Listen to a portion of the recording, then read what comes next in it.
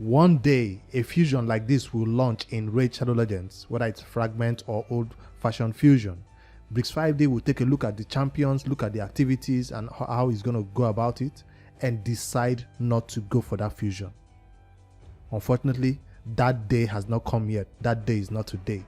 So yes, I'm going for this fusion. I don't even know the skills. I don't know the plan, how it's going to work out. But hey, here we are. Ready or not, another fusion has landed. It's no longer Wait Shadow Legends. Now it's Fusion Shadow Legends. So I'm kind of complaining because I thought we'll have some time after CVC to just relax or have some different type of events that we can do rather than another fusion. Although it's a free legendary, so you cannot pass out on an opportunity to get a free legendary. It's totally free. All you have to do is do what you normally do in the game, play the game just like you do events and tournaments all week or till 2 weeks, and you get this free legendary champion. You benefit a great deal from fusion like this if you're new to the game, and especially if you're free to play. But if you're spending money in the game, you already have champions who can do better than this, so you really don't need to push for fusions. When you do spend 50, 100 per 2x or 10x, you get a lot of better champions than these fusion champs, so you don't need to stress yourself staying awake trying to win events or tournaments and all that. All right, so this is Bivald of the Thorn. He's a spirit affinity HP based champion. HP based, you think that's a nuker? No, he's just HP based, so his damage will be based on HP. That's one thing you should take note of. There are not a lot of champions like that in the game who do damage based on HP. There's more champions who do damage based on defense than those who do damage based on HP. That's what I think. I've not looked at the stats, I'm just assuming right there.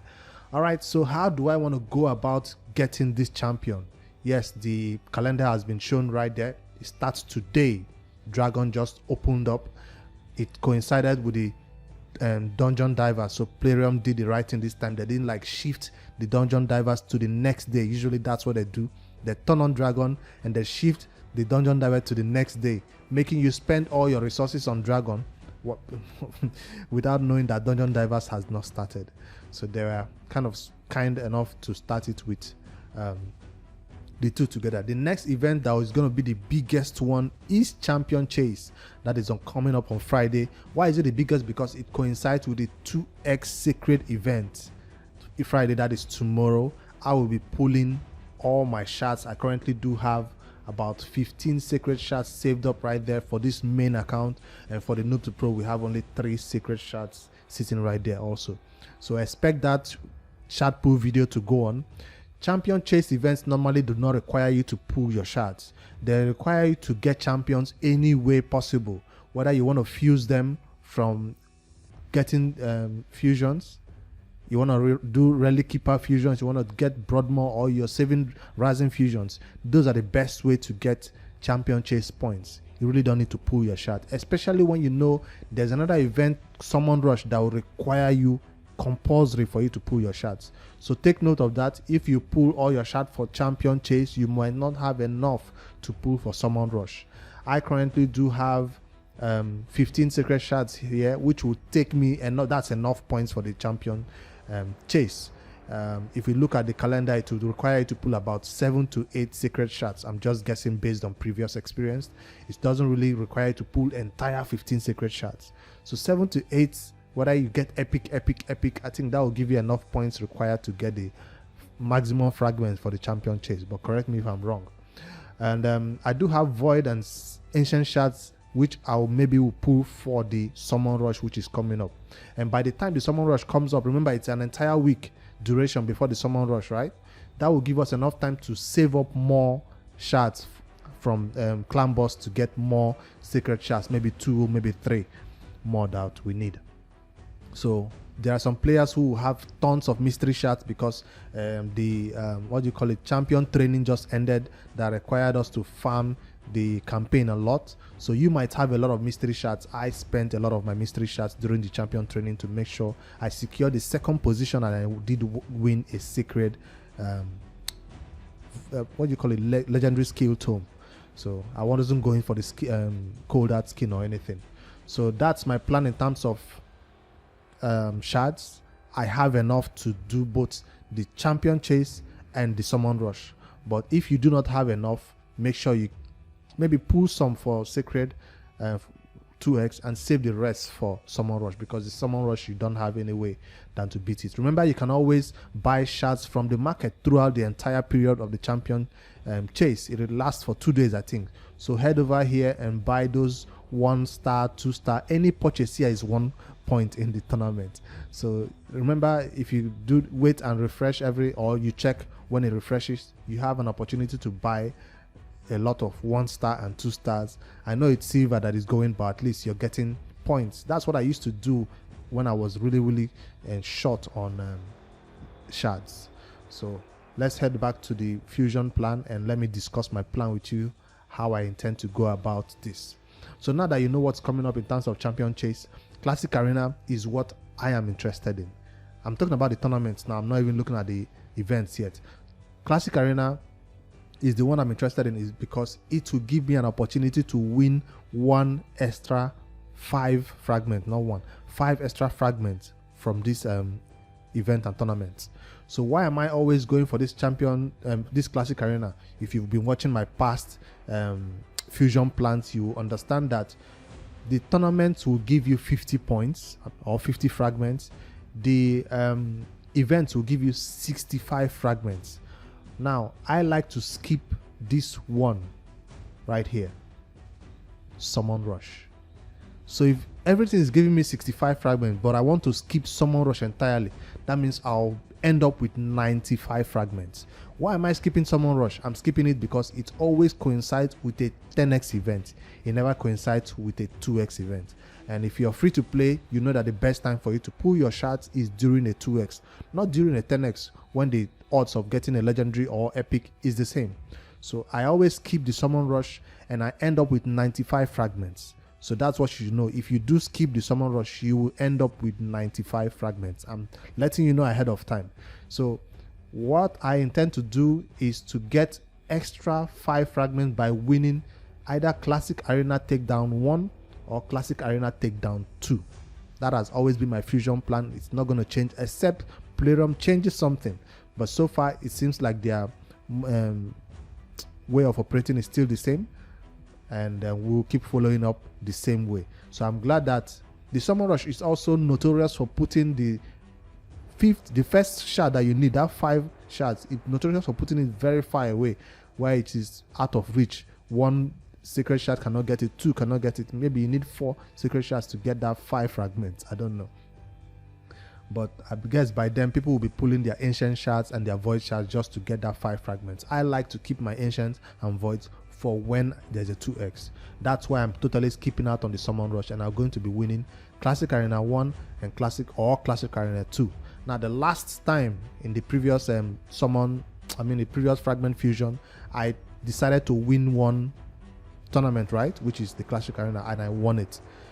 While I was left my spider to be running all night, or I think it's a fire knight or spider, I don't know which one, I ended up winning an extra 5 fragments again. That means I won 2 extra fragments that I did not need. I needed just 5 fragments, so I won 10. So that gave me an opportunity to skip Ice Golem. But now what Playroom do, because they know people always keep out on the Ice Golem, they like to put Ice Golem closer here. They don't want to keep it at the end of the tournament when you know you already have extra 5 fragments. But this time, since Ice Golem is chilling right here, I will do Classic Arena all the way till almost when it's ending, right? When I know whether I'm winning extra 5 or not, that's when I'll decide whether I'm skipping Ice Golem or not. So, but no, I'm skipping only 1. So, but if I do Dragon tonight, or if I do Spider and I win extra 5, I might skip out on Fire Knight. Maybe no, I want to farm Fire Knight. Maybe I won't push all the way for Dungeon Divers. So that's my fusion plan, how I intend to go about it. I will skip Summon Rush. You don't have to go the same way that I'm going. You don't have to push extra hard for your Classic Arena. But the reason why I'm actually pushing extra hard for Classic Arena is because it gives me an opportunity to farm these Great Hall medals.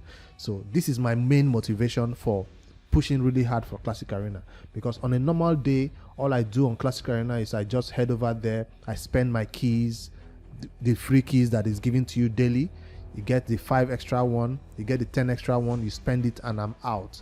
So that's me. I'm done for the day, and I'm not going to spend more. I don't spend gems. But when an event comes like this for Classic Arena, when it's very competitive, it gives you an opportunity to actually use my gems, right, to buy 40 gems to buy 10 refills for Classic Arena.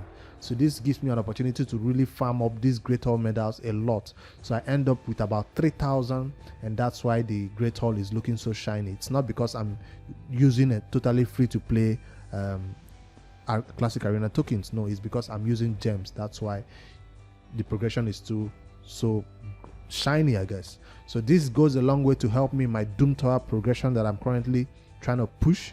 So it's not like I'm rushing to complete it, because once you complete this Great Hall, all your other medals will just be going to waste. You will not have any motivation to really push the Classic Arena anymore, or to farm, or to spend your keys for the day, because your Great Hall is maxed.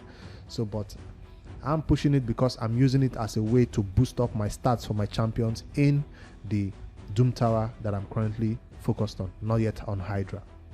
So that's my main motivation. It's not like I don't want to pull for 10x. At my level of gameplay right now, I know that 10x events also benefit me, because 2x is a scam and I always get duped. So I'm well aware of that. So I'm still, on the side of the Classic Arena. All right, now let's talk about the main champion, the champion who we are all going for. What's his name? Again, let me see the name. Bivald the Thorn. Let me take a moment to find out if he's even worth all this effort and this time, because whether he's worth it or not, we're going to go for it. But I want to know if somebody who you get immediately and pull him and use, or is somebody who you get and just leave him there chilling for days, just like you see all these other ones are chilling because I don't need them yet. Nari the Lucky and all these other, Opadin the Clan Father. All right, where is he? Ooh, I'm really close to Oros the Soul Cage. 5 more fragments to go, which is like 2 secret rooms. Where is he?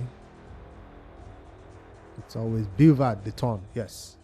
Let's head over to his info and find out what his skills is. He's a Sacred Order. We don't see a lot of legendaries from Sacred Order. At least I don't have a lot of legendaries from that Sacred Order. I do have a lot of epics from that. On the A1, before we get to the A1, does it look anything different? No. It looks like your normal war-torn somebody who is fighting for the Lord with a cross in front of their banner or something like that.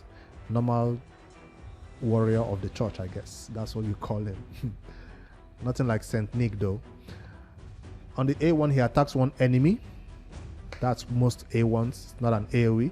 Has a 30% chance of placing Provoke. Provoke is always useful for the A1. Even if it's a low chance, it can be booked up to 50%. So that's an extremely useful A1. It's not an A1 that you say it's useless. No. Provoke on the A1 is good. 50% chance. Also heals the ally with the lowest HP by 15% of the damage inflicted. Nah. I don't think A1 will be doing so much damage that he will heal somebody 5k. 15% of the damage inflicted, maybe 2k heals, 3k heals, depending on how much damage you put on his A1 or you build into him. Alright, the Provoke debuff can be placed even if this attack lands as a weak hit. That's also a huge positive. The first place I can even think of using this champion immediately is the Magma Dragon. That's the first place I'm already thinking. We have Provoke on the A1 is extremely useful if you don't have somebody like a War Chief who can always put it on a 3-turn Provoke. Alright, that A1 is useful. Good so far. Hopefully we keep up the pace. On the A2, he attacks all enemies. That's an AOE. We love AOEs, and this one hits 2 times. He attacks all enemies 2 times. Now, all I can think of when I hear an AOE that hits 2 times is a stun set, because the first hit has a chance to stun, the second hit has another chance to stun. That's all I can think of when I see 2 times AOE. Just like you have the Senetias and the Skull Crowns and what's her name? Seal the Drake. All those champions are awesome for this stun set because of the way their AOE is made to hit. The first hit has a 75% chance of placing Provoke, AOE Provoke, for 1 turn. Now, come on now.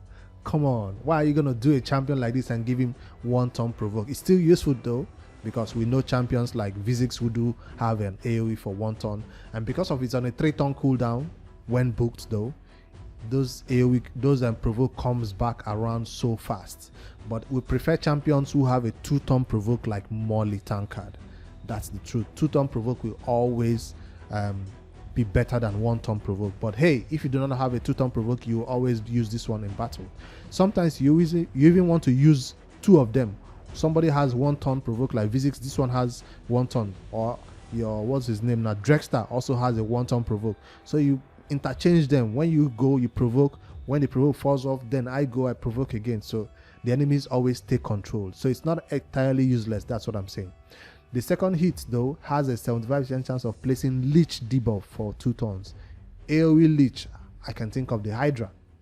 I don't think of anywhere else where AOE Leech would be really useful, except you intend to use this champion for the clan boss, which clearly this AOE skill provoke, it's not useful for the clan boss. He'll be better off doing A1 or something. And I also don't know how hard this hits also. So remember, so far we're looking at this champion like a control champion. So far we're looking at him like a provoke on the A1 and now the A2. So yet we don't see him as a damage dealing champion yet, unless I see a skill that says otherwise. Because when I see Leech and provoke on a champion, I already think this champion is going to be taking a lot of hits.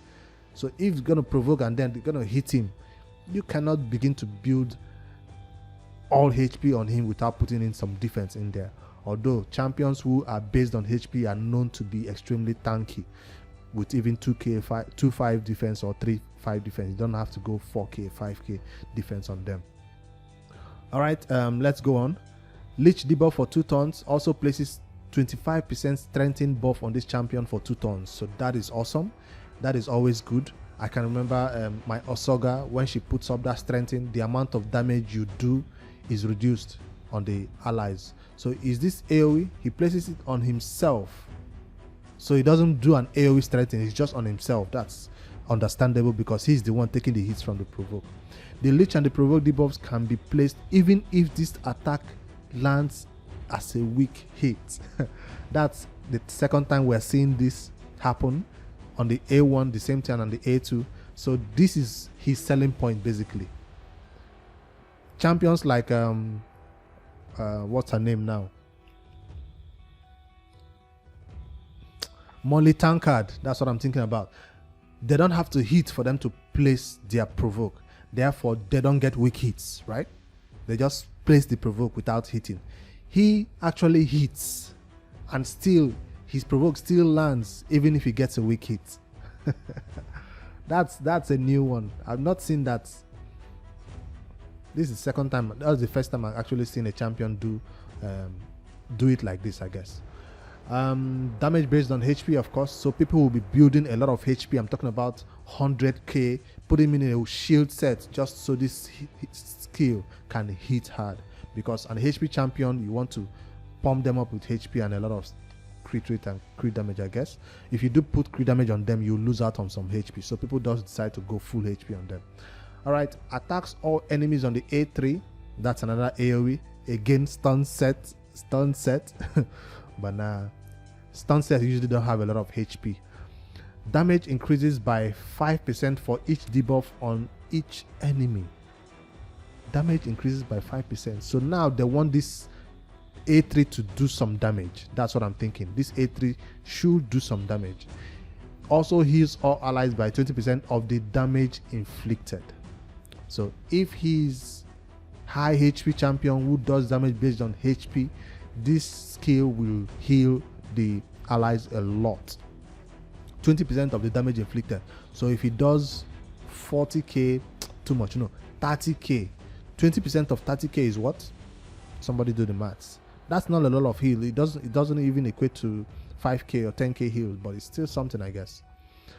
But if he does 90k hits, if you do crit rate and crit damage on this champion and he hits hard, he will heal really hard also. But that's on a 4-turn cooldown, so I don't think you'll be relying on this champion as a healer. But hey, if he's the one you want for this faction, it will serve that purpose. He places a shield buff on on them for 2 turns equal to 20% of the damage. Okay, wait, I take that back. 20% heal and then 20% shield. That's 40% right there of the damage inflicted. HP back to full, shield cover up the rest. I take whatever I said back. This is a healer who you want to build with full HP and crit damage, so you can do 100k hits, 90k hits, not 50k. Even 50k hits you can get away with it and get some shield on your champions, but this is awesome. But it's on a 4-turn cooldown, so it's not a shield you can rely on. No, it's a shield that will come up for 2 turns, they get broken, and before this skill will come back around, your champions might be going down. So you need somebody else to be doing it. This is not a 4-turn cooldown. If it's a 3-turn cooldown, then it will be awesome. Alright, decreases damage taken by all allies from enemies under provoke debuff by 5%. Hold on. Why would an enemy who is under provoke be doing damage to my allies? I am the person who plays the provoke. They will be doing damage to me. Except they expect you to pair him with other provoke champions. So somebody who like a Drexter, somebody like a Molly will take less damage when he is on the team. That's what this skill is talking about, because his provoke is for 1 turn. So if somebody else places provoke for a longer turn, they will take less damage, reduced by 15%. That's awesome. That's a passive, no cooldown right there. Awesome. Then his HP in all battles by 28%. We are tired of seeing HP in Doom Tower, HP in Arena, HP in only faction. This is in all battles. Therefore, if you put this champion in the leader slot, that's an awesome one. I want to quickly take a look at the champion I thought about while I was reading this one. Is Osoga, the War Caller. I wanted to see her own is HP in all battles, right? Barbarian. I wanted to quickly compare her aura. 33%. No, she still wins. She still wins, because I put her in the leader slot and it's good night. She just adds an extra 30k HP to herself. She's already at 100k. All right, so she still wins. He's not been my leader slot, unfortunately. If I get him, she still becomes my leader slot. All right, except I'm not using her in that particular team. So that's Sacred Order champion. Has it been added to the game yet? Bivald. At least this time it's just one name. It's not Bivald of the Thorn. I thought it's Bivald the Thorn. What's the off doing there? Bivald of the Thorn. That's a weird way to call it. But I know there are other champions who do the off thing, like Seal of the Drake. Is it Seal the Drake or Seal of the Drake? Let me quickly check so I don't go misquote her name. Or where is she? Barbarian. Seal of the Drake. So I guess it's not just Sacred Order that go by that naming structure. All right, that's just champion. I wanted to check it out, and I want to show you the champion fragment and also expose my plans again, how I intend to go about it. Let me know what you guys think about this champion. Are you going for it, or will this be the fusion that you skip? So far it looks like he will be doing some damage because he's based on HP, but a lot of people who build him for HP will be doing it for just the healing purposes. So I don't think you'll be stacking crit rate and crit damage and sacrificing HP. It's hard to balance both of them, but most people try to push for that 80k 90k mark HP on champions like this. But if you're mid game, or you're just playing you just hardly get champions like that, you might be able to get 50k HP on him and maybe do the rest for crit rate and crit damage if you want him to do damage. But if I get this champion, I'll build him fast so that A3 can come around really, really fast. I don't think it's anything special, to be honest. It's a champion I can skip out on and I will not feel bad. It's a fusion I can also get if I fuse him, and he will turn out to be one of these ones that I put in right here and not really pull them, because I feel like I have a better champions. I don't feel like there's another special boss or a special content in the game where he will be extremely useful, where you pull him out immediately and you want him to build for that faction. But hey, if you're new to the game, 1, 2, 3 legendaries. Don't take anything I'm saying out of don't take anything I'm saying seriously. I'm just saying it because I do have a roster full of legendaries. If you're chilling on less than 5 legendaries, add him to your roster. He will be awesome for you. I'm just spoiled. That's why I can do select and choose which one I want to keep and which one I want to build.